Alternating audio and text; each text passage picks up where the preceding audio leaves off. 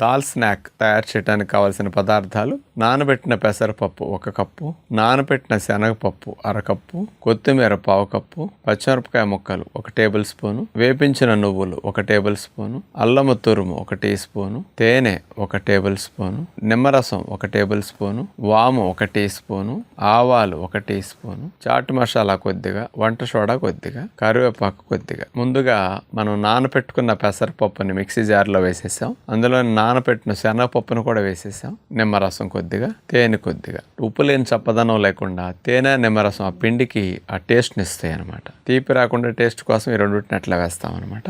అందులో అల్లం తురుము కొద్దిగా వేసేసి, వంట సోడా కొద్దిగా వేసేసి, మూత పెట్టేసి గ్రైండ్ చేసుకుంటాం. దాన్ని ఒక బౌల్లో తీసుకుని వాముని చేతిలో వేసుకుని అట్లా నలిపేసి అందులో వేస్తాం. పచ్చిమిరపకాయ ముక్కలు, చాట్ మసాలా పొడి, కొత్తిమీర వీటిని వేసేసి కలిపేస్తాం. ఆవిరి ట్రే ఒకదాన్ని తీసుకుని అందులో అరిటాకు వేసేసి దాని మీద మేగడ రాసేసి చిన్న సైజు వడల్లాగా పిండి అట్లా పెట్టేసి ఆవిరిలో మూత పెట్టేసి ఉడకనిస్తాం. ఉడికిన తర్వాత వాటిని ప్లేట్లో తీసుకుని అలా కట్ చేసేస్తాం. ఆ తర్వాత ఫైనల్గా చిన్న బాండిలో మేగడ వేసేసి ఆవాలు, జీలకర్ర, కరివేపాకు, ఆ తాలింపులో ఈ ముక్కలు కట్ చేసుకున్న వాటిని వేసేసి వేగనిస్తాం. పైన కొద్దిగా నువ్వులు, అందులో ఎర్రకార పొడి మరియు కొత్తిమీర చల్లేసేస్తాం.